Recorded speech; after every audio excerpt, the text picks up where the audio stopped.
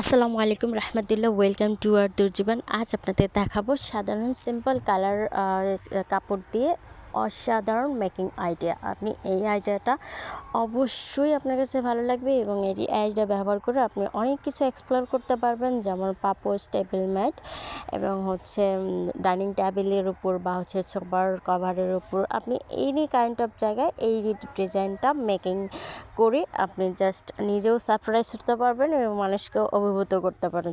Let's go, it start.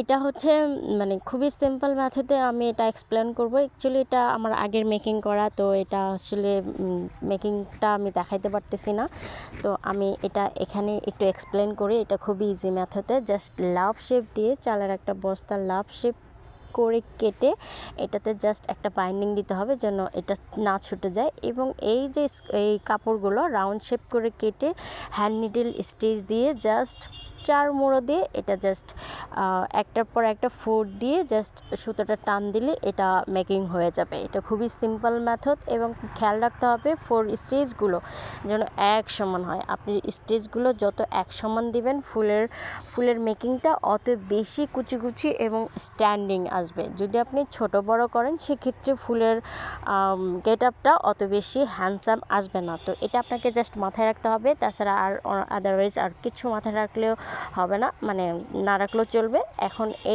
এটা দেখেন, just আমরা এটা মাঝখানের সুতোটা টান দিলাম, জাস্ট ওরকম একটা মেকিং হয়ে গেল। তো লাস্টে আমরা গিট্টু দিয়ে আপনি এভাবে জাস্ট প্রত্যেকটা ফুল ফ্লাওয়ার আপনি জাস্ট এভাবে সেট করতে পারেন। হ্যান্ডেলের সাহায্যে আপনি এভাবে সেট করতে পারেন এবং সেট করার সময় আপনি এখানে কালার কম্বিনেশন মাথায় রাখতে পারেন। ইভেন আপনি চাইলে আরও অনেক বেশি কালার ইউজ করতে পারেন বা 2 সাইডে 2 কালার ইউজ করতে পারেন। এটা আপনার একান্তই ব্যক্তিগত ব্যাপার, জাস্ট লুকসটা অনেক বেশি সুন্দর আসবে। এবং মাঝখানে আপনি একটা বোতামও ইউজ করতে পারতেন, যেটা আরও বেশি ক্রেজি আসতো। তো এটা দেখেন, এটা কিন্তু খুবই সিম্পল মেথড। এটা জাস্ট একটা স্কোয়ার কাপড় কেটে, মানে রাউন্ড ফিগারটা তো সেম, আপনি জাস্ট ওই একটা বস্তাকে কেটে আপনি পাইপিং দিয়ে নেবেন, নাহলে এটা কিন্তু সেফটি হবে না। আর জাস্ট এই স্কোয়ার একটা কাপড়কে আপনি 3 ভাঁজ করবেন, ফার্স্ট এক ভাঁজ, দেন সেকেন্ড এক ভাঁজ, তারপরে আপনার এই মানে সিঙ্গার সাইজের কাপড়টা আপনার তৈরি হয়ে যাবে। এবং এক কর্নার থেকে আগে প্রথম একটা ব্যাচ দিয়ে আসবেন, তারপরে সেকেন্ড একটা ব্যাচ দেবেন এবং ব্যাচগুলো এমনভাবে দিবেন যেন ত্রিভুজ আকৃতিটা মানে শো করে। এটা আপনাকে মাথায় রাখলে হবে। এটা আর এই লুকসটা অনেক বেশি আউটস্ট্যান্ডিং, বাট এটা একটু টাফ হচ্ছে, আপনি বুঝলে আপনাকে সো মাচ সিম্পল। তো দেখেন, এটা ফার্স্টে এই বৃত্তটাকে আপনি 5টা পয়েন্টে দাগ দিয়ে নেবেন, মানে 5টা মেজারমেন্ট করে নেবেন। 5টা মেজারমেন্ট এমন হবে যে সেম মেজারমেন্ট হবে, 5টা মেজারমেন্ট, ঠিক আছে? 5টা বিন্দুতে দাগ করে নেবেন। দাগ করার পরে আপনি এটা কলি প্যাটার্ন করে তুলবেন। কলি প্যাটার্নটা কীরকম হবে, আপনি স্টার্টিংয়ে একটা কলি দিবেন, তারপরে 2টা হবে, তারপরে 3টা, এইভাবে 8টাতে গিয়ে কলিটা শেষ হবে। এবং পাশের যে সবুজ কালার ত্রিভুজগুলো দেখতেছেন, এটা জাস্ট ভরাট, এটা ভরাট। ইভেন এই যে গোলাপি কালার, এটা কলি। তো এই কলির স্টার্টিংটা 1 এবং এন্ডিংটা 8 পিস।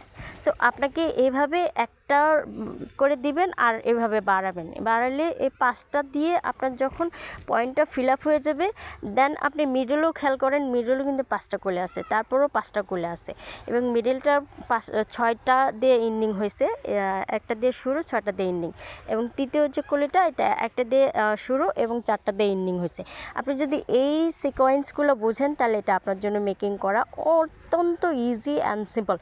আর এটা তো একবার ইজি, এটা তো আপনি অবশ্যই পারবেন, আপনি অবশ্যই চেষ্টা করেন, কারণ এটা জাস্ট একটা দিয়ে তারপর আরেকটা কালার দিয়ে হয়েছে, মানে আপনি এখানে যত কালার ফুটাই তুলতে পারেন তত অনেক বেশি সুন্দর হবে।